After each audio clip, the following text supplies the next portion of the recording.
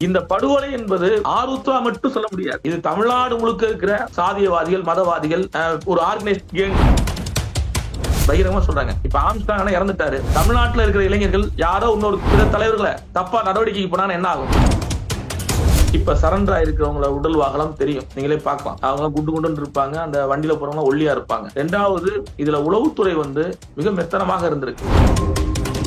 சாதிவாதிகளா தமிழ்நாடு போலீஸ்ல சில பேர் இருக்காங்க. ஒரு சரியான தகவலை முதலமைச்சர் கொண்டு செலுத்த மாட்டாங்க. ஒருவேளை கொண்டு போயிருந்தோம், அதுக்கு நடவடிக்கை எடுக்காம கூட இருக்கலாம்.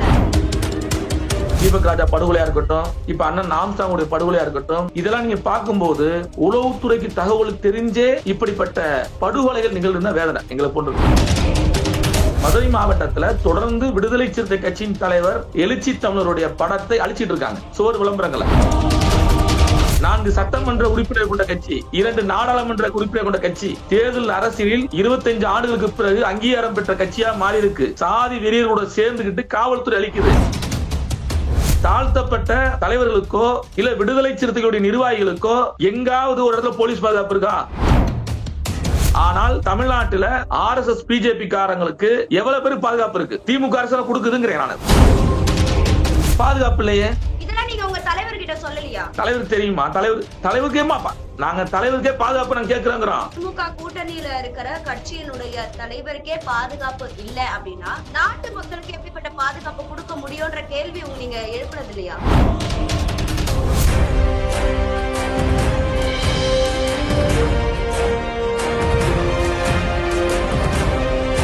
குளோப் 360 நேயர்களுக்கு வணக்கம். இன்னைக்கு நம்ம நிகழ்ச்சியில விடுதலை சிறுத்தை கட்சியின் மதுரை மண்டல செயலாளர் திரு மாலின் அவர்கள் இணைஞ்சிருக்காரு. வணக்கம் சார். வணக்கம். வணக்கம் சார். இப்போ தமிழ்நாட்டுல நடக்கிற விஷயங்களை நீங்க கவனிச்சுட்டு தான் இருப்பீங்க. இப்போ விக்கிரவாண்டி இடைத்தேர்தலும் முடிஞ்சிருக்கு. சோ அப்படி இருக்கிற பட்சத்துல பாத்தீங்கன்னா ஆம்ஸ்ட்ராங் அவர்களுடைய மரணம், இந்த கொலைக்கான காரணம் என்ன அப்படிங்கறதுல நிறைய விதமான தகவல்கள் ஒண்ணு வெளியில வந்துட்டு இருக்கு. பட் அதெல்லாம் தாண்டி விடுதலை சிறுத்தை கட்சியினுடைய நிலைப்பாடு என்ன இருக்கு இந்த ஆம்ஸ்ட்ராங்கோட படுகொலை தொடர்பா? முதலில் பகுஜன் சமாஜ் கட்சியினுடைய மாநில தலைவர், தமிழ்நாட்டினுடைய மாநில தலைவர் அண்ணன் ஆம்ஸ்ட்ராங் அவர்களுக்கு விடுதலை சிறுத்தை கட்சியின் சார்பில் செம்மார்ந்த வீர வணக்கத்தை செலுத்துகிறேன். அண்ணன் ஆம்ஸ்ட்ராங் அவர்கள் ஒடுக்கப்பட்ட, தாழ்த்தப்பட்ட இளைஞர்கள் மத்தியில் ஒரு ரோல் மாடலாக இருந்தார். கல்வி, பொருளாதாரம், ஏற்றத்தாழ்வு, இந்த மாதிரி பல்வேறு கோணங்களில் இளைஞர்களுக்கு வகுப்படுத்திருக்கிறார். அவர் பேசியிருக்கிறார். ஒரு அம்பேத்கர் வாதியா இளைஞர்களுக்கு ஒரு ரோல் மாடலா இருந்திருக்காரு. அது மறுக்க முடியாது. இன்னைக்கு ஊடகங்கள் எல்லாமே இப்படியா சொல்லுது. விடுதலை சிறுத்தை கட்சி என்னை போன்றவர்கள் அண்ணன் ஆம்ஸ்ட்ராங்கோடு மிக நெருக்கமாக இருந்திருக்கிறோம். அண்ணன் ஆம்ஸ்ட்ராங்கோடு பழகி இருக்கிறோம். அவருடைய நட்பு, தோழமை என்பது நேற்று கூட எங்க தலைவர் எழுச்சி தமிழர் சொன்னதுதான். ஒரு பேரன்பா இருப்பாரு, ஒரு பண்பாளர் அப்படின்னாரு தலைவர். ஒரு பண்பாளர் தான் அவர் வந்துரு. ஏனென்றால் என்னிடம் இரவு நேரங்களில் 3 மணி வரை கூட உட்காந்து பேசியிருக்காரு. என்கிட்ட நானும் அவர் உட்காந்து பேசியிருக்கோம். அந்த ஆமாமா, நான் சின்ன பையனா இருந்தா கூட என்னை உட்கார வச்சு பேசுவாரு. ஒரு நல்ல உறவா இருந்திருக்கும். எனக்கு இப்போ வரைக்கும் அந்த துயரத்துல இருந்து என்னால மீள முடியல. ஒரு பெரிய பேரதிர்ச்சியா இருக்கு எனக்கு. அதே மாதிரி நான் அவர் வீட்டுக்கு எப்ப சென்றாலும் என்னைய உணவு கொடுத்து என்னைய பார்த்து அனுப்பிடுவாரு. பிள்ளைகளாம் நல்லா இருக்கான்னு விசாரிப்பாரு. அப்படி ஒரு நல்ல மனிதர், நல்ல பண்பாளர். ஆனால் இன்றைக்கு அவரு கொலை செய்யப்பட்டு உள்ளது என்னை போன்ற பல்லாயிரக்கணக்கான தாழ்த்தப்பட்ட இளைஞர்களுக்கு, விடுதலை சிறுத்தைகளுக்கு ஒரு பேரிழப்பா இருக்கு. விடுதலை சிறுத்தைகள் பல்வேறு மாவட்டங்கள்ல நாங்க போராட்டங்களை முன்னெடுத்திருக்கோம். தலைவர் எழுச்சி தமிழர் அவர்களும் அந்த இறுதி சடங்குல 3 நாட்களாக கூட இருந்து இறுதி சடங்கு வரை அதை நடத்திருக்காரு. நானும் சென்னையில அண்ணன் ஆம்ஸ்ட்ராங் உடலுக்கு வீர வணக்கம் செலுத்த வந்திருக்கேன். சரி, இப்போ விடுதலை சிறுத்தை கட்சியில இருந்து பாத்தீங்கன்னா ஆழ்ந்த இரங்கலை உங்க தலைவர் தெரிவிச்சிருந்தாரு. அண்ட் அவருடைய இறப்பிற்கு நிறைய விஷயங்களை அவர் பகிர்ந்துகிட்டாரு. குறிப்பா சரணடைந்த குற்றவாளிகள்லாம் உண்மையான குற்றவாளிகள் இல்லை, அவங்கள காவல்துறை உடனே பிடிக்கணும் அப்படின்ற மாதிரியான ஒரு அறிக்கையை அவர் வெளியில சொல்லியிருந்தாரு. ஆனா முதலமைச்சர் என்ன சொன்னாருன்னா 24 மணி நேரத்துல உண்மை குற்றவாளிகள் கைது செய்யப்பட்டுள்ளனர் அப்படின்னு அவர் தரப்புல இருந்து ஒரு அறிக்கையை வெளியிடுறாரு. சோ அப்படி இருக்கும் போது எது உண்மை? அப்போ இப்ப கைது பண்ணிருக்க 11 பேருமே உண்மை குற்றவாளிகள் இல்ல அப்படின்னு சொல்ல வரீங்களா? இல்ல, நீங்க அந்த சிசிடிவி ஃபுட்டேஜ் எல்லாம் பாத்தீங்கன்னா தெரியும். அந்த ஆம்ஸ்ட்ராங் அவர்களை படுகொலை செய்யப்பட்டு அந்த இருசக்கர வாகனத்துல செல்றவங்களுடைய உடல்வாகும், இப்ப சரண்டர் ஆயிருக்கிறவங்களோட உடல்வாகலாம் தெரியும், நீங்களே பார்க்கலாம். அவங்க குண்டு குண்டு இருப்பாங்க, அந்த வண்டியில போறவங்க ஒல்லியா இருப்பாங்க. இதெல்லாம் பார்க்கலாம். ரெண்டாவது, இதுல உளவுத்துறை மிக மெத்தனமாக இருந்திருக்கு இங்க சொல்லணும். ஏனென்றால் ஒரு கட்சியினுடைய மாநில தலைவர், எல்லாத்துக்கும் அறியப்பட்டவர், அவருக்கு ஏற்கனவே பல நெருக்கடிகள் இருக்கு. அப்படி இருந்து அவரை பாதுகாக்காம உளவுத்துறை தவறிட்டாங்க அப்படின்றதான் எங்களுடைய குற்றச்சாட்டு. இரண்டாவது, தமிழ்நாடு போலீஸை பொறுத்த அளவுக்கு இன்றைக்கு என்ன நடக்குதுன்னா, சாதிவாதிகளா தமிழ்நாடு போலீஸ்ல சில பேர் இருக்காங்க. நான் பகிரங்கமா சொல்றேன். முதலமைச்சர் அவர்களுடைய அந்த அறிக்கை வந்து அவர் அண்ணன் ஆம்ஸ்ட்ராங் வீட்டுக்கு போனாரு, மறுநாள் அவருக்கு ஆழ்ந்த இரங்கலை தெரிவித்தாரு, அறிக்கை விட்டாரு. அதெல்லாம் சரி. ஆனால் முதலமைச்சருக்கு உளவு பிரிவு காவல்துறை, உளவுத்துறை அதிகாரிகள் சரியான தகவல் சொல்றாங்களான்னு என்னுடைய கேள்வி. ஏனென்றால் ஒரு சரியான தகவலை முதலமைச்சர் கொண்டு செலுத்த மாட்டாங்க, கொண்டு போக மாட்டாங்க. இன்றைக்கு தமிழ்நாடு முழுக்க இல்ல சார், இப்போ சரியான தகவலை முதலமைச்சருக்கு கொண்டு போல அப்படின்னு சொல்றீங்க. ஒருவேளை கொண்டு போயிருந்தோம், அதுக்கு நடவடிக்கை எடுக்காம கூட இருக்கலாம்ல. இல்ல, கொண்டு போகல நான் சொல்லுவேன். கொண்டு போயிருந்தால் இந்த படுகொலை நடந்திருக்காது. நான் பகிரங்கமான சொல்ல முடியும். ஏன்னா வந்து ஒரு தலைவரை படுகொலை செய்ய விட்டுட்டுலாம் வந்துட்டு முதலமைச்சர் அப்படிலாம் இருக்க மாட்டாங்க. ஏன்னா சட்ட ஒழுங்கு பிரச்சனை ஏற்படும். ஒரு சென்னைக்குள்ள ஒரு பெரிய லீடர் அவர் வந்து அப்படின்றப்ப அது பெரிய ஒரு சிக்கல் அவர் சட்ட ஒழுங்கு பிரச்சனை ஏற்படும் பயப்படுவாங்க, பாதுகாப்பு கொடுத்திருப்பாங்க. ஆனால் உளவுத்துறை அதிகாரிகள் இங்கு சாதியவாதிகளா இருக்காங்க. நீங்க தென் மாவட்டம் நடந்த படுகொலையா இருக்கட்டும், தீபக் ராஜா படுகொலையா இருக்கட்டும், இப்ப அண்ணன் ஆம்ஸ்ட்ராங்குடைய படுகொலையா இருக்கட்டும், இதெல்லாம் நீங்க பார்க்கும்போது உளவுத்துறைக்கு தகவல் தெரிஞ்சே இப்படிப்பட்ட படுகொலைகள் நிகழ்ந்த வேதனை எங்களை போன்றது. அதாவது உளவுத்துறைக்கு இவங்களுடைய படுகொலை நடக்க போதுன்னு தெரியும். ஆனா ஜாதி ரீதியான அந்த வன்கொடுமை காரணமா தலித் தலைவர்கள் தானே கொல்லப்படட்டும் அப்படிங்கிற எண்ணம் அவங்களுக்கு அந்த அசால்ட் நமக்கு என்ன அப்படின்ற பார்வை, அது உளவுத்துறையில இருக்க அதிகாரிகளுக்கு சாதிய பார்வை அதிகமா இருக்கு. அது இருக்கக்கூடாது. இது வந்து பாத்தீங்கன்னா ஒரு பகிரங்கமான குற்றச்சாட்டு நீங்க சொல்லிருக்கீங்க. ஏன்னா நான் பகிரங்க குற்றச்சாட்டு சொல்றேன், நான் உண்மையை சொல்றேன். மதுரை மாவட்டத்துல தொடர்ந்து விடுதலை சிறுத்தை கட்சியின் தலைவர் எழுச்சி தமிழருடைய படத்தை அழிச்சிட்டு இருக்காங்க சோறு விளம்பரங்களை. இந்த கட்சி விடுதலை சிறுத்தை கட்சி திராவிட முன்னேற்ற கழக கூட்டணியில் முதன்மையான கட்சி. 4 சட்டமன்ற உறுப்பினர் கொண்ட கட்சி, 2 நாடாளுமன்ற உறுப்பினர் கொண்ட கட்சி, தேர்தல் அரசியலில் 25 ஆண்டுகளுக்கு பிறகு அங்கீகாரம் பெற்ற கட்சியா மாறி இருக்கு. அப்படி மாறுகின்ற கூட்டணியில் உள்ள கட்சியினுடைய தலைவர் படத்தை அழிச்சிட்டு இருக்காங்கல்ல காவல்துறை அழிக்குது. சாதி வெறியர்களோட சேர்ந்துகிட்டு காவல்துறை அழிக்குது. சாதி வெறியர்களை ஊக்குவிக்குது. தலைவருடைய எழுச்சி தமிழர் படத்தை கிழிக்கிறவங்களையும் சூரலமத்தை அழிக்கிறவங்களையும் காவல்துறை ஊக்குவிக்குது. இதுக்கு உளவுத்துறை தெரியாதா? அப்ப தலித் தலைவர்களை வளரவிடக்கூடாதுங்கிறாங்க. கண்டிப்பா அதிகாரிகள் தாழ்த்தப்பட்ட தலைவர்கள் வளர்வதை விரும்பவில்லை. நான் பகிரங்க குற்றச்சாட்டு சொல்றேன், விரும்பல. காவல்துறை யார் கட்டுப்பாடுல இருக்கு? முதலமைச்சர் கட்டுப்பாடுல இருக்கு. இப்ப நீங்க வந்து நான் முதலமைச்சர் இதுல வந்துட்டு நீங்க சொல்றது முதலமைச்சர் குற்றச்சாட்டு சொல்றீங்க. முதலமைச்சருக்கு தெரியாம தான் நடக்குதுன்னு சொல்றாங்கிறேன். காவல்துறை கையில் வச்சிருக்கோம். இது ஒரு ஏற்கக்கூடிய வாதமான்னு பார்த்தா, ஏன்னா இப்போ ஒரு செயல் நடக்குது தமிழ்நாட்டுலன்னா அது முதல்ல முதலமைச்சருக்கு தெரியப்படுத்தணும், படுத்தப்படுது. அப்படி இருக்கு படுத்த மாட்டாங்கம்மா. இல்ல படுத்த மாட்டாங்க. நீங்க எங்களை போன்றவர்களுக்கு பாதுகாப்பு இல்ல. இப்ப விடுதலை சிறுத்தை கட்சியுடைய மதுரை மண்டல செயலாளர், எனக்கும் பல நெருக்கடிகள் இருக்கு, பாதுகாப்பு இல்ல. காவல்துறைக்கு நான் மனுவை கொடுத்திருக்கேன். நான் 4 ஆண்டுகளுக்கு முன்பு காவல்துறை சென்று என் பாதுகாப்பு கேட்டு மனு கொடுத்திருக்கேன். எனக்கு இதுவரைக்கும் போலீஸ் பாதுகாப்பு இல்லையே. ஆனால் மருதுபாண்டியுடைய நினைவுக்கு நாளுக்கு சிவகங்கை செல்லுவதற்கு தடை விதித்து என் வீட்டுக்கு போலீஸ் பாதுகாப்பு போடுறாங்க. ஆனால் எனக்கு நான் பாதுகாப்பு கேட்டு மனு எடுத்தா போலீஸ் என்னை கட்டுக்க மாட்டுது. இன்றைக்கு தாழ்த்தப்பட்ட தலைவர்களுக்கோ இல்ல விடுதலை சிறுத்தைகளுடைய நிர்வாகிகளுக்கோ எங்காவது ஒரு இடத்துல போலீஸ் பாதுகாப்பு இருக்கா? சொல்லுங்க காவல்துறை அதிகாரிகளை. ஆனால் தமிழ்நாட்டுல RSS பிஜேபி காரங்களுக்கு எவ்வளவு பேருக்கு பாதுகாப்பு இருக்கு? திமுக அரசு கொடுக்குதுங்கிறேன் நான். இந்த அரசு தான் கொடுக்குறாங்க உங்களுக்கு. அப்ப எங்களை போன்றவர்கள் விடுதலை சிறுத்தைகள் தாழ்த்தப்பட்ட தலைவர்கள் நாங்கள் மனு கொடுத்தாலே பாதுகாப்பு கொடுக்க மாட்டாங்க. ஆனா இதுக்குதான் பா ரஞ்சித் அவர்களும் சொல்லியிருக்காரு, தலித் மக்களுக்கும் தலித் தலைவர்களுக்கும் பாதுகாப்பு இல்ல அப்படின்னு. இல்லைங்கிற உண்மைதான், நான் மறுக்கல. இல்லைங்கிற உண்மை, நான் மறுக்கவே இல்லை. தமிழ்நாட்டு அரசியல் மட்டும் கிடையாது, இந்தியா முழுக்க தாழ்த்தப்பட்ட தலைவர்களுக்கோ தாழ்த்தப்பட்ட செயல்பாட்டாளருக்கோ பாதுகாப்பு இல்ல. ஏனென்றால் நான் சொல்றேன், எவிடன்ஸ் கதிரன் இருக்கார்ல, எவிடன்ஸ் கதிர் அவர்களுக்காக அவர் அலுவலகத்தை 3 ஆண்டுகளுக்கு முன்னாடி சூறை அடிக்காங்க, அடிச்சு நொறுக்கிருக்காங்க. பாதுகாப்பு இப்ப இருக்கு, அப்ப வரைக்கும் பாதுகாப்பு கொடுக்குறாங்க போலீஸ். போன கடந்த ஏடிஎம் காட்சியில் அடிச்சு நொறுக்கிட்டாங்கம்மா, பாதுகாப்பு கொடுக்கல இப்போ வரைக்கும் போலீஸ். புரியுதா உங்களுக்கு? இன்றைக்கு பல்வேறு விடுதலை சிறுத்தை கட்சியினுடைய மாவட்ட செயலாளர்களுக்கு மிரட்டல் வந்துட்டு இருக்கு, விடுதலை சிறுத்தைகளுடைய நிர்வாகிகளுக்கு மிரட்டல் இருக்கு, காவல்துறை மனு கொடுத்திருக்காங்க, பாதுகாப்பு இல்லையே. இதெல்லாம் நீங்க உங்க தலைவர்கிட்ட சொல்லலையா? தலைவருக்கு தெரியுமா? தலைவருக்கே நாங்க தலைவருக்கே பாதுகாப்பு நாங்க கேட்கிறோங்கிறோம். எங்கள் தலைவருக்கு அடுத்த கேள்வி இதுதான். இப்போ தீபக் ராஜா இது சொல்றதுக்கு ரொம்ப வருத்தமா தான் இருக்கு. தீபக் ராஜா இப்ப ஆம்ஸ்ட்ராங், அடுத்து திருமாவளவனா அப்படிங்கிற மாதிரி பேசிட்டு இருக்காங்க. தமிழ்நாட்டு அரசியல் ஒரு செய்திதான், இது ஒரு தவறான செய்திதான். ஆனா இதெல்லாம் உங்ககிட்ட கேட்கறதுக்கு காரணம் நீங்க விடுதலை சிறுத்தை கட்சியில இருக்கிற ஒரு நிர்வாகின்றதுனால உங்ககிட்ட இதை கேட்கிறோம். தலைவருக்கு மிரட்டல்கள் திரட்டன் அடிக்கடி வர்றது நாங்க பார்த்திருக்கோம், கேள்விப்பட்டிருக்கோம். தஞ்சாவூர் பகுதியில கூட அவர் வந்து பெட்ரோல் கொண்டு வீசுறதுக்காக காத்துக்கிட்டு இருந்தாங்க, காவல்துறை கைது செஞ்சாங்க. பல்வேறு இடங்கள் அவருக்கு மிரட்டல் வருது, இதெல்லாம் நடக்கிறது. இதெல்லாம் இருக்கும். எல்லா கட்சி தலைவர்களுக்கும் இருக்கும். அந்த சூழல் தான் இருக்கும் ஒழிய, நாங்க என்ன சொல்றோம்னா, ஒரு தாழ்த்தப்பட்ட லீடர்ஷிப் அப்படின்னு பார்க்காம, இன்னைக்கு தமிழ்நாட்டு அரசியல் ஒரு பொது தலைவரா அண்ணன் எழுச்சி தமிழர் இருக்காரு.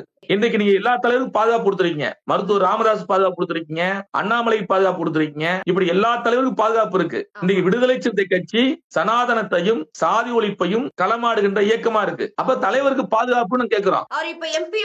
எம்பியும் கூட இன்னைக்கு தமிழ்நாட்டுல தவிர்க்க முடியாத சக்தி தலைவர். அப்ப அவர் பாதுகாப்பு வேணும்ல, அவர் அலுவலகத்துக்கு பாதுகாப்பு கொடுக்கலாம், அவருக்கு பாதுகாப்பு கொடுக்கணும். இதை நாங்க ஏன் சொல்றோம்னா, இன்றைக்கு நடக்கிற சூழல் தமிழ்நாட்டில் ஒரு ஆபத்தான சூழல் மாறிட்டு இருக்கு. 18 வயசுல இளைஞர்கள் கஞ்சா மது போதைக்கு அடிமையாய் கொண்டு இது போன்ற செயல்களில் ஈடுபடுகிறார்கள். வருத்தமா இருக்கு. தமிழ்நாடு கல்வியில் முதல் மாநிலமாக இருந்துச்சு, இந்தியாவுக்கு எடுத்துக்காட்டா இருந்துச்சு. இன்றைக்கு தமிழ்நாட்டில் இருக்க இளைஞர்கள் 18 வயசுல இருந்து 25 வயசு இளைஞர்கள் கஞ்சா போன்ற போதைக்கு அடிமையாயிட்டாங்க. இன்னைக்கு தமிழ்நாடு சூழலே மாறிக்கிட்டு இருக்கு, ஆபத்தான சூழல் மாறிக்கிட்டு இருக்கு. எங்க பார்த்தாலும் கஞ்சா புழக்கம் அதிகமாயிருச்சு. அப்ப ஈஸியா இளைஞர்கள் கெட்டு போயிடுறாங்க. இதற்கு மூல காரணம் காவல்துறை நான் குற்றச்சாட்டு பண்றேன். சார், இப்போ ஒரு சின்ன புரிதலுக்காக இந்த கேள்வி கேட்கிறேன். விடுதலை சிறுத்தை கட்சி ரொம்ப, அதாவது 2-3 எலெக்ஷனா நீங்க திமுகவோட கூட்டணியில இருக்கீங்க. சோ நீண்ட நெடுகால பயணம் தான் உங்களோட கூட்டணி திமுகவோட.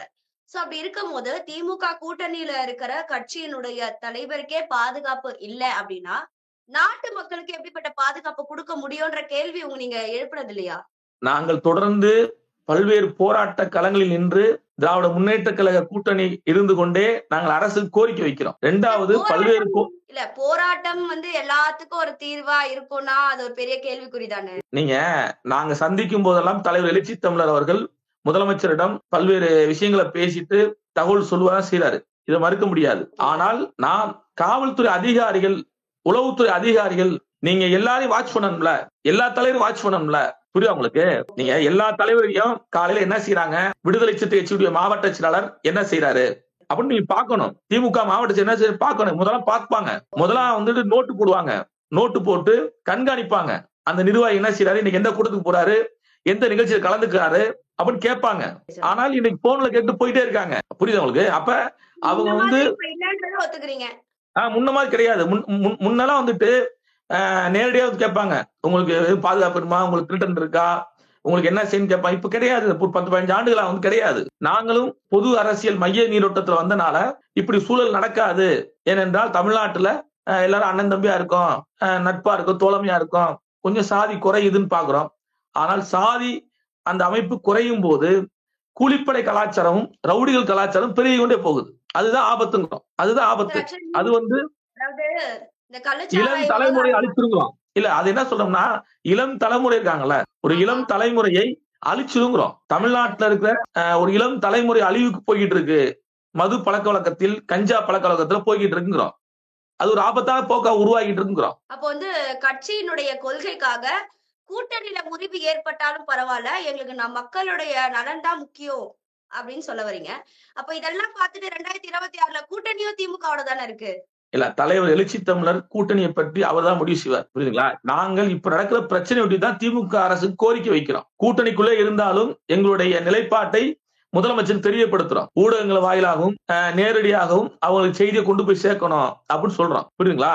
அதனால இது கூட்டணியை பற்றி இது 26 கூட்டணி தலைவர் தான் முடிவு செய்ய வழிய தொண்டர்களாக நாங்கள் முடிவு செய்ய முடியாது. ஆனால் எங்களுக்கு ஒரு ஆதங்கம் இருக்கு, எங்களுக்கு ஒரு தேவை இருக்கு, தலைவருக்கு பாதுகாப்பு வேணும். அப்ப இந்த கூட்டணி, அதாவது 2026ஓட முடிவு திருமாவளவன் அவர்கள் கையில தான். அதுல எந்த வித மாற்று கருத்தும் இல்ல. தலைவர் தான் முடிவு. இந்த மாதிரி ஒரு சின்ன விஷயம், இது சின்ன விஷயம் இல்ல, இந்த மாதிரி பெரிய விஷயங்கள் பெரிய விஷயம். இந்த மாதிரி பெரிய விஷயங்கள் நடக்கும் போது ஒரு அதிருப்தி திமுக அரசு மேலயும் தமிழக அரசு மேலயும் உங்களுக்கு ஏற்படுது.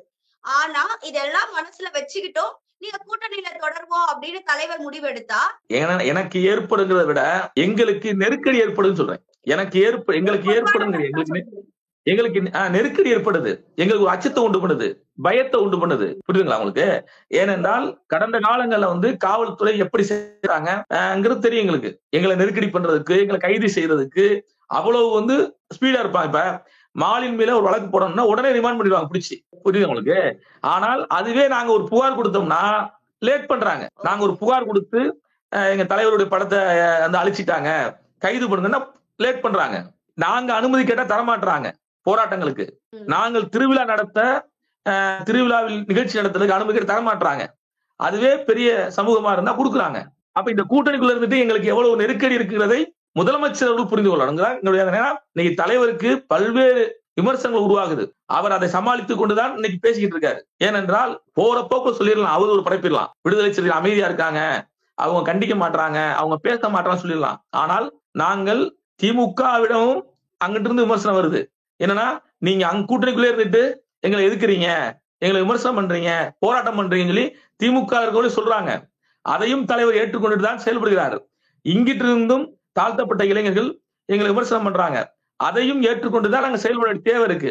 ஏனென்றால் நாங்கள் பொது சமூகத்தை, சாதி இல்லாத, மதம் இல்லாமல் ஒரு சமூகத்தை கட்டமைப்பதற்காக நாங்கள் போராடுகிறோம். அதை யாரையும் தூண்டிவிட்டு யாரையும் வன்முறை கலாச்சாரத்தை கொண்டு போய் சேர்த்திடக்கூடாது, இளைஞர்களை தவறான வழி நடத்திடக்கூடாது, உணர்ச்சிப்பட்டு யாரும் எதுவும் தவறு பண்ணிடக்கூடாது அப்படின்ற நிலைப்பாட்டில் விடுதலை சிறுத்தைகள் இருப்பதால் தான் இன்றைக்கு தலைவர் அவர்கள் நிதானமாக, ரொம்ப கவனமாக, நிதானமாக இந்த மாதிரி விஷயத்தை கையாளுவார். சார், ஆக்சுவலி இந்த ஆருத்ரா வழக்கு சம்பந்தமா தான் ஆற்காடு சுரேஷ் அவர்களும் சரி, ஆம்ஸ்ட்ராங்கும் சரி, மரணம் வந்து இந்த ஆருத்ரா வழக்கு மூலமா தான் ஏற்பட்டிருக்கு. அதாவது இந்த பகை அப்படிங்கிறது இந்த ஆற்காடு வழக்கு மூலமா தான் இவங்க 2 பேருக்கும் பகை இருந்தது. அதுலதான் ஆம்ஸ்ட்ராங் வந்து ஆற்காடு சுரேஷுடைய மரணத்துக்கு தொடர்புன்ற முன்பகை வச்சுதான் அவருடைய தம்பி இவரை கொலை பண்ணிட்டாரு அப்படிங்கிற மாதிரியான தகவலை தான் வந்து காவல்துறை சொல்லியிருக்காங்க. சோ அந்த ஆருத்ரா வழக்குல ஆற்காடு சுரேஷ் அவர்களுக்கும் ஆம்ஸ்ட்ராங்க்கும் என்ன தொடர்பு இருக்கும்னு நினைக்கிறீங்க? எல்லா ஊடகங்கள் பேசுறதுதான் பேசிட்டு இருக்காங்க. ஆருத்ராவில் பாதிக்கப்பட்ட மக்களுக்காக அண்ணன் ஆம்ஸ்ட்ராங் அவர்கள் நின்றார். பல கோடியை ஆருத்ரா மோசடி பண்ணிட்டாங்க. அதற்கு பாதிக்கப்பட்ட மக்களுக்கு ஆதரவா ஆம்ஸ்ட்ராங் சுரேஷ் இருந்தாரு. ஆற்காடு சுரேஷ் அவர்கள் வந்து அந்த நிறுவனத்துக்கு ஆதரவா இருந்ததாக தகவல் இருக்கு. ஆனால் எந்த உண்மைன்னு தெரியல. இல்ல, அதுதான், அது ஒரு காரணம், அது ஒரு உண்மை காரணம். ஆனால் இந்த படுகொலை என்பது ஆருத்ரா மட்டும் சொல்ல முடியாது. அதை நீங்க புரிஞ்சுக்கணும். ஆருத்ரா மட்டும் கிடையாது. இது தமிழ்நாடு முழுக்க இருக்கிற சாதியவாதிகள், மதவாதிகள், ஒரு ஆர்கனைஸ்ட் கேங் எதிராக உருவாகின அந்த படுகொலை நடந்திருக்கு. ஏன்னா வந்துட்டு ஒரு தலைவரை, ஒரு நாடறிஞ்சவரை, ஒரு தேசிய கட்சியினுடைய பொறுப்பாளரை இப்படி சீக்கிரமா செய்ய முடியாது, பக்கத்துல நெருங்கிட முடியாது. அப்ப இதுக்கு பின்னாடி யாரெல்லாம் இருக்கா, இதுக்கு பின்னாடி ஒரு பெரிய குற்றவாளி, முக்கிய குற்றவாளிகள், முக்கிய அதிகார வர்க்கம் இருக்கிறாங்க. அதை உளவுத்துறையும் காவல்துறையும் நடவடிக்கை எடுக்கணும் தான் நான் தலைவர் சொல்றாரு. ஏன்னா இப்ப கைது செய்யப்பட்டவங்க எல்லாம் குற்றவாளி இல்ல, இப்ப கைது செய்யப்பட்ட உண்மை குற்றவாளி கிடையாதுங்கிறோம். ஆகையால் தலைவர் எழுச்சி தமிழருடைய அந்த சொல்லுதான் என்னன்னா, நீங்கள் உண்மை குற்றவாளியை கைது செய்யுங்க, சிவிரா நடவடிக்கை என்று சிவிரா இருக்கணுங்கிறோம். விரைவா வந்து மக்களுக்கு ஒரு தீர்வு சொல்லுங்க. ஏனென்றால் இன்றைக்கும் தமிழ்நாட்டில் தாழ்த்தப்பட்ட இளைஞர்கள் மிகுந்த அச்சத்தில், பயத்தில் இருக்கிறார்கள். இது உண்மை, இது மறுக்க முடியாது. நீங்க தாழ்த்தப்பட்ட செயல்பாட்டாளர்களோ, தாழ்த்தப்பட்ட இளைஞர்களோ ஒரு பெரிய அச்சத்துல இருக்காங்க. எப்ப என்ன நடக்குன்னு தெரியாது. யாருக்கும் இங்க பாதுகாப்பு இல்லாத, உத்தரவாதம் இல்லாத, பாதுகாப்பு இல்லாத சூழல் உருவாயிருச்சு. ஆகையால் இதை தமிழக காவல்துறையும் உளவுத்துறையும் முதலமைச்சருடைய கவனத்துக்கு இனிமேலாவது எடுத்து செல்லணும் தான் விடுதலை சிறுத்தைகளின் கோரிக்கை. இதை நான் ஏன் மறுபடியும் உங்ககிட்ட கேட்கிறேன்னா சார், நான் டைரக்டா இதை உங்ககிட்ட கேட்டுடுறேன். பெரம்பூர் தொகுதி தான் ஆம்ஸ்ட்ராங் அவர்கள் வந்து இந்த வாழ்ற அந்த தொகுதி. அந்த இடத்துலதான் வந்து பாத்தீங்கன்னா திமுக அமைச்சர் சேகர் பாபு அவர்களும் அதே இடம் தான், வட சென்னை தான். சோ இந்த மாதிரி ஒரு கொலை நடக்க போகுது அப்படிங்கிற உளவுத்துறை சொல்லல அப்படின்னாலும், கிட்டத்தட்ட புதுசா ஆட்கள் வரதா இருக்கட்டும், போறதா இருக்கட்டும், இந்த மாதிரியான விஷயங்கள், அதாவது அவங்க இப்ப கொலை பண்ண போறாங்கன்னா கண்டிப்பா அந்த இடத்துல வேவு பார்க்க யாராவது வருவாங்க. சோ அப்படி இருக்கும் போது புதுசான ஆள் நடமாட்டம் அந்த இடத்துல இருக்கு அப்படின்னா 2 பேருமே வந்து ஒரு தலைவர்கள் தான். சேகர் பாபு அவர்களும் அமைச்சரா இருக்காரு, இவர் ஆம்ஸ்ட்ராங் அவருமே ஒரு குறிப்பிட்ட தலைவரா தான் இருக்காரு. சோ அப்படி இருக்கும் போது இந்த விஷயம் அமைச்சருக்கோ இல்ல திமுக வட்டாரத்துக்கோ தெரியாம இருக்குமா? யாரையுமே யூகத்தின் அடிப்படையில நம்ம குற்றச்சாட்டு சொல்ல முடியாது. எல்லாருமே யூகம் தான். இதுல அமைச்சர் இருப்பாரா, இல்ல பெரிய பெரிய ரவுடிகள் இருப்பாங்களா, இல்ல சிறைக்குள்ள இருக்கிற ரவுடிகள் இருப்பாங்களா, எல்லாமே யூகத்தின் அடிப்படையில இது பேசப்படுது. ஆகையால் இது வந்து இன்னும் நிரூபணமாகல. நீ குற்றவாளிகளே தப்புங்கிறோம், இன்னைக்கு சரண்டான குற்றவாளிகளே இல்லைங்கிறோம். அப்புறம் இது யூகத்தை பண்ணி நம்ம முடிச்சு போட்டு போக முடியாது. ஏனென்றால் இந்த ஒரு 11 பேர்கிட்ட போனு, கஞ்சா இதெல்லாம் பறிமுதல் பண்ணிருக்காங்க ஜெயில இருக்கிற குற்றவாளிகள் கிட்ட இருந்து. சோ அப்படி இருக்கும்போது ஜெயிலே அந்த அளவுக்கு பாதுகாப்பு இல்லன்னும் போது ஜெயில இருக்க குற்றவாளி தான் வந்து வெளியில ஆம்ஸ்ட்ராங் கொலைக்கும் காரணம் அப்படிங்கிற மாதிரியான பேச்சும் வந்தது. இல்ல, அதான் நான் சொல்றேன்ல, சிறைக்குள்ள இருக்கும் முக்கிய குற்றவாளிகள், வெளியில் இருக்கும் பெரிய பெரிய குற்றவாளிகள், ஆருத்ரா போன்ற நிறுவனங்கள், இதெல்லாம் சேர்ந்தா இந்த படுகொலைக்கு ஒரு காரணமா இருந்திருக்குன்னு சொல்லப்படுது. இதெல்லாம் யூகத்தின் அடிப்படையில தான். ஆனால் இது முழுமையான விசாரணையை இன்னும் உளவுத்துறை தீவிரப்படுத்தணுங்கிறோம். சரி, இப்போ ஏனென்றா நீங்க அடுத்த சொன்னீங்க கட்டமா யாரும் பாதிக்கப்படக்கூடாது. இப்ப நான் இன்னொன்னு சொல்றேங்க, பகிரங்கமா சொல்றேங்க. இதே நிலையை தாழ்த்தப்பட்ட இளைஞர்கள் உணர்ச்சி சும எடுத்தாங்கன்னா என்ன ஆகும் தமிழ்நாட்டுல? ஒரு பெரிய இப்படி கலவரம் பார்ப்போம், வரும். இப்படி பார்ப்போம். இப்ப ஆம்ஸ்ட்ராங் இறந்துட்டாரு. தமிழ்நாட்டுல இருக்கிற இளைஞர்கள் யாரோ இன்னொரு பிற தலைவர்களை தப்பா நடவடிக்கைக்கு போனா என்ன ஆகும்? எவ்வளவு ஒரு சட்டமும் பெரிய செயல்படும், ஜாதி கலவரமா மாறும். உருவாகும். அப்ப நாங்கள் இன்றைக்கு எல்லா சமூகம் ஒற்றுமையா இருக்கணும், எல்லா சமூகத்தோட இணக்கமா இருக்கணும், அண்ணன் தம்பியா பழகணும், யார்கிட்டையும் முரண்பாடு இல்லாம இருக்கணுங்கிறதா விடுதலை சிறுத்தைகளின் நிலைப்பாடு. தலைவர் எழுச்சி தமிழரும் அப்படிதான் எங்களை வளர்த்திருக்காரு, அப்படிதான் எங்களை உருவாக்கிட்டு இருக்காரு. ஏனென்றால் இன்னைக்கு எல்லா சமூக மக்களும் ஓட்டு போட்டுதான் விடுதலை சிறுத்தை கட்சி 2 நாடாளுமன்ற உறுப்பினரை வென்று ஒரு தேர்தலில் அங்கீகாரம் பெற்றிருக்கோம். அப்ப இந்த சூழல்ல உளவுத்துறை அதிகாரிகளும் காவல்துறை அதிகாரிகளும் தாழ்த்தப்பட்ட இளைஞர்களுக்கும் பிற சமூக இளைஞர்களுக்குமான மோதலை உருவாக்குவதை நிறுத்திக்கணும். நான் பகிரமா குற்றச்சாட்டு சொல்றேன் காவல்துறை மேல. காவல்துறை அதிகாரிகள், உயர் அதிகாரிகள் தாழ்த்தப்பட்ட மக்கள் போராடும் போது ஒரு உணர்ச்சிவசப்பட்டு போராடுவாங்க, ஒரு மறியல் பண்ணுவாங்க, ஒரு தலைவர் படத்தை கிழிச்சிட்டு வீதிக்கு நிற்பாங்க. அதற்காக நீங்க இன்னொரு தரப்பை தூண்டிவிடக்கூடாது, தூண்டிவிட்டு வன்முறை உருவாக்கக்கூடாது. இன்றைக்கு எந்த இடத்திலும் சிறு துளி அண்ணன் ஆம்ஸ்ட்ராங் இறப்ப நீங்க பாத்தீங்கன்னா சென்னைக்குள்ள ஒரு பஸ் கூட உடையல. நீங்க பாருங்க, ஒரு அவ்வளவு லட்சம், அந்த குறைந்தபட்சம் ஒரு 70,000 பேர் அந்த ஊர்வலத்துல இருப்பாங்க. ஒரு சின்ன சேதாரம் இல்ல. இங்கேயும் கடை உடைச்சாங்க, பஸ் உடைச்சாங்க கிடையாது. தமிழ்நாட்டுல விடுதலை சிறுத்தைகள் பல்வேறு இடத்துல போராட்டம் பண்ணியிருக்கோம். எந்த இடத்திலும் மறியல் பண்ண இடத்துலயோ இல்ல ஆர்ப்பாட்டம் பண்ண இடத்துலயோ ஒரு சின்ன சிராய்ப்பு நடக்கல. அவ்வளவு கட்டுப்பாடா நிதானமாக முதிர்ச்சியாக இருக்கும். ஏனால் நம்மளால் பிற சமூகத்திற்கு எந்த தீங்கும் வந்துடக்கூடாது. நம்முடைய போராட்டத்தை ஆமா ஒரு கண்டனமா இருக்கணும், ஒரு அமைதியான வழியில போராட்டமா இருக்கணும். அண்ணன் ஆம்ஸ்ட்ராங் உடைய கனவு என்பது அம்பேத்கரிய கனவு. அம்பேத்கருடைய கோட்பாட்டை அடுத்த தலைமுறைக்கு சொல்ல வேண்டிய இருக்கு. அடுத்த தலைமுறை சொல்லணும். அப்ப அவருடைய கனவை அடுத்த தலைமுறை சொல்லணும்னா அது அம்பேத்கருடைய அரசியல், அம்பேத்கருடைய கோட்பாடு.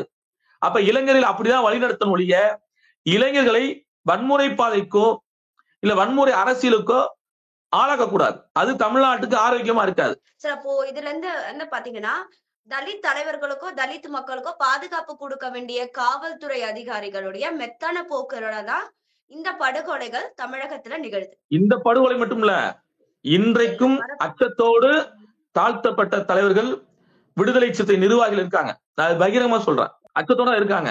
இதோட முடிஞ்சிரும் நாங்க சொல்ல முடியாது. இதோட முடிஞ்சு கண்டிப்பா. ஏன்னா கண்டிப்பா அப்படி சூழல் மாறிக்கிட்டு இருக்கு. ஒரு கள்ளக்குறிச்சி மரணங்களோ இல்ல இந்த மாதிரி படுகொலைகளோ தமிழ்நாடு தாங்காது. ஏங்க பயமா இருக்குங்க. தமிழ்நாட்டுல இளைஞர்கள் அப்படி மலர்நிலைக்கு வந்துட்டாங்க, கஞ்சா போதைக்கு அடிமையாயிட்டாங்க. வருத்தமா இருக்குங்கிறோம், நாங்க வேதனைப்படுறோம். நீங்க இப்ப நான் இன்னொன்னு சொல்றேன், இந்த கொலை செய்யற இளைஞர்கள் இருக்காங்களே, இந்த கூலிப்படையா செயல்படுறாங்க இளைஞர்கள் இருக்காங்களே, அவங்க மேல எங்களுக்கு வருத்தம் தான் வருது, பரிதாபம் வருதுன்னு சொல்றேன். ஏனென்றால் நீங்க என்ன நோக்கத்துக்காக செய்றீங்க? நான் ஒரு கேள்வி, இது என்ன நோக்கத்துக்கு செய்றீங்க? இதெல்லாம் சமூக மாற்றம் வரப்போதா? பணம் பதவியை தாண்டி இதெல்லாம் சமூக மாற்றம் வரப்போதா? இல்ல சமூகத்துல ஒரு புரட்சி நடக்க போதா? நீங்க அண்ணா ஆம்ஸ்ட்ராங் படுகொலை செய்தனால சமூகத்துல நீங்க செய்த புரட்சி நடந்துச்சா? இல்ல. ஒரு மனிதன் குழந்தை இருக்குங்க, அவருக்கு பாவமுங்க. அந்த குழந்தை 2 வயது கூட ஆகலைங்க, வேதனையா இருக்கு. அப்ப என்ன நோக்கம் உங்களுக்கு? அதிகார போட்டியா? அதிகார போட்டி கூட ஒரு ஆளுகின்ற கட்சி இல்ல ஆண்ட கட்சி அப்படிதான் இருக்கணும். அதிகார போட்டி ஒரு எளிய சமூகத்துல, ஒரு ஒடுக்கப்பட்ட சமூகத்துல இருந்து வருகின்ற இளைஞர்கள் இன்னைக்கு தான் ஒரு எழுச்சியா வராங்க. இன்னைக்கு தான் ஒடுக்கப்பட்ட சமூகத்துல தாழ்த்தப்பட்ட இளைஞர்கள் ஒரு அதிகாரத்தை நோக்கி நகர்றாங்க, படிக்கிறாங்க, கல்வியாளர் ஆகிறாங்க, பேராசிரியர் ஆகிறாங்க, எழுத்தாளரா மாறுறாங்க. அப்ப இந்த சூழல்ல நீங்க அவங்களை அரவணைச்சு போகணும், அவங்களை அங்கீகரிக்கணும். அது பகையாவோ காழ்ப்புணர்ச்சியா உருவாக கூடாது. அது ஒரு ஆபத்தான அரசியலை முடிவு கொண்டு வரும். அது தீர்வாகாதுங்கிற. வன்முறை என்பது தீர்வாகாது. அது சமூக மாற்றத்துக்குள் பகைமைதான் உண்டு பண்ணும். அப்ப ஒரு மாற்றம் வரணும்னா நீங்க இதை பேசி தீர்த்திருக்கலாங்க. இதை பேசி தீர்த்திருக்கலாம். அவர் அவ்வளவு பண்பாளர், அவரை கூப்பிட்டு பேசியிருக்கலாம். இல்ல, ஆக்சுவலா அவரோட கொலை வழக்குல நிறைய பேர் இன்வால்வ் ஆகியிருக்காங்க அப்படின்ற ஒரு தகவலும் வெளில வந்திருக்கு சார். இதுல பிஜேபி இன்வால்வ் ஆயிருக்குங்கிறாங்க, ஆருத்ரா வழக்குல இருக்கவங்க இன்வால்வ் ஆகியிருக்காங்கன்றாங்க, பிஜேபியில இருக்கிறவங்க இன்வால்வ் ஆயிருக்காங்க, இல்ல நிறைய சென்னையில இருக்கக்கூடிய ரவுடிகளே இன்வால்வ் ஆயிருக்காங்க. சோ இந்த மாதிரி நிறைய தரப்புல இருந்து ஒவ்வொரு தகவலை சொல்றதுனால உண்மை வெளியில வராம போயிடுமோ அப்படின்ற அச்சமும் ஏற்படுது. நான் இன்னொன்னு சொல்றேன், உண்மை, முழுமையான உண்மை இது போன்ற வழக்குல வெளியே வராது. அதிகாரிகள் மூடி மறைச்சிருவாங்க. நான் பகிரங்க குற்றச்சாட்டு பண்றேன். சொல்ல மாட்டாங்க. அதிகாரி சொல்ல மாட்டாங்கம்மா. ஏனென்றால் கேக்குறாங்களே சார், சிபிஐ விசாரணை கேக்குறாங்க. சிபிஐயோ சிபிசிஐயோ யாரு வேணாலும் வரட்டும். வேங்கவேல் என்னாச்சுமா? வேங்கவேல் என்னாச்சு? நாங்க குற்றச்சாட்டு சொல்றோம். அந்த பஞ்சாயத்து தலைவர் முத்தையா, அவர் மனைவி, பஞ்சாயத்து தலைவருடைய மனைவி கணவர் முத்தையா தான் இதுக்கு காரணங்கிறோம். ஏன் ரிமாண்ட் பண்ண மாட்டீங்க? அதாவது வேங்கை வயலூருடைய பஞ்சாயத்து தலைவர் தான் காரணம்ங்கிறீங்க. பஞ்சாயத்து தலைவருடைய கணவர் தான் காரணம், முத்தையாங்கிறவர். அப்படியே என்ன ஏன் அங்க இன்னைக்கு வரைக்கும் தாழ்த்தப்பட்ட இளைஞர்கள் நெருக்கடி பண்றாங்க. இன்றைக்கு வரைக்கும் சொல்றீங்களே சார், அப்பனா ஏன் இன்னும் அரெஸ்ட் பண்ணாம இருக்காங்க? எங்க அதுதான் அதான் வருத்தமா இருக்குங்க. காவல் நாங்கள் முதலமைச்சரை குற்றம் சாட்டுவதை விட காவல்துறை ஏன் குற்றம் சாட்டுறோம்னா, நீங்க பல்வேறு வழக்கு ஒப்புக்கு ஆளை பிடிச்சி ரிமாண்ட் பண்ணுவீங்கல்ல. இப்ப ஆம்ஸ்டாங் கொலை வழக்குல நீங்க 7 மணிக்கு 7:30 மணிக்கு கொலை நடக்குது. இப்ப ஒரு 11 மணிக்கெல்லாம் சரண்டர் ஆயிட்டாங்க. நீங்க 12 மணிக்கு பிரஸ் மீட் கொடுத்தீங்கல்ல. நாங்க இப்ப எல்லாரும் என்ன சொல்றாங்க, அந்த குற்றவாளி இல்லைன்னு சொல்லும் போது நீங்க உண்மை குற்றவாளி இவங்க தான் சொல்லிட்டு போறீங்களா? அப்படி வேங்கவேல 2 பேரும் ரிமாண்ட் பண்ண வேண்டியதான புடிச்சு. அப்ப அதுல என்ன உங்களுக்கு அப்ப என்னன்னா, காவல்துறை தாழ்த்தப்பட்ட மக்கள் பாதிக்கப்பட்டாலோ படுகொலை செய்யப்பட்டாலோ கிள்ளுக்கிறியா நினைக்குது. அது அது திமுக ஆளுகின்ற அரசுக்கும் நல்லதில்ல. என்னால சொல்ல நல்லதில்ல. ஏனென்றால் எங்களுக்கு அச்சம் வருகிறது, பாதுகாப்பு இல்லாம உருவாகுது. ஆகையால் இது தொடர் நீடித்தால் தமிழ்நாட்டுல ஒரு வேற சூழல் மாறுங்கிற ஆளும் அரசு மேல அதிருப்தி ஏற்படும். ஆமா, மக்கள் அதுதான் படுவாங்க. எலெக்ஷன் நேரத்துல ஓட்டு போட மாட்டாங்க தாழ்த்தப்பட்ட மக்கள். இப்படி சூழல் உருவாகும்ல. நான் பகிரமா சொல்றேன். நீ எங்களுக்கே பாதுகாப்பு, உங்களுக்கு நான் ஓட்டு போடணும்னு கேட்பான்ல. நீங்க அப்படிதான் பேசுறாங்க நிறைய பேர். நிறைய பேர் என்ன பேசுறாங்க, எங்களுக்கே பாதுகாப்புல உங்களுக்கு ஓட்டு போடணும்னு கேக்குறாங்க. அது இப்ப சோசியல் மீடியா வந்ததுக்கு அப்புறம் நிறைய விஷயங்கள் உடனே பரவ ஆரம்பிச்சு, உடனே வைரல் ஆகுது. உடனே மக்களுக்கு செய்தி போகுது, பாக்குறாங்க. அவங்க பல்வேறு கோணத்தை சிந்திக்கிறாங்க. ஒரு செய்தியை பேசும்போது, இப்ப நான் மாலின் பேசுறேன்னா, மாலின் பேசுறத வச்சு உட்கார்ந்துகிட்டு மாலின் இப்படி பேசினாரு, இதுக்குள்ள என்ன பாயிண்ட் இருக்கு, என்ன லூப் கிடைக்குது அப்ப பாக்குறாங்கல்ல. அது உருவாயிருச்சு இன்னைக்கு. அதனால அரசு இந்த படுகொலை மட்டுமல்ல, இன்னொரு படுகொலை நடக்கக்கூடாது. விடுதலை சிறுத்தை கட்சி மாவட்ட செயலாளர்களுக்கு, நிர்வாகிகளுக்கு, தலைவர் எழுச்சி தமிழர்களுக்கு, குறிப்பா சமூக செயல்பாட்டாளர்களுக்கு, அவங்களுடைய அலுவலகமோ நபர்களுக்கோ பாதுகாப்பு கொடுக்கணும். நீங்க பிஜேபி காரன் கொடுத்திருக்கீங்க, RSS காரன் கொடுத்திருக்கீங்க, விஸ்வ இந்து பரிசு கொடுத்திருக்கீங்க, மற்ற எல்லாருக்கும் கொடுத்திருக்கீங்க. அதே போல் விடுதலை சிறுத்தைகளுக்கும் தாழ்த்தப்பட்ட தலைவர்களுக்கும் பாதுகாப்பு கொடுக்கும் என்பதை நோக்கம். நிச்சயமா சார், உங்க கோரிக்கையை முன் வச்சு இந்த மாதிரி தமிழகத்துல இதுக்கு மேல நடக்காம காவல்துறை துரிதமா செயல்படணும் அப்படிங்கறதா எல்லாருடைய விருப்பமா இருக்கு.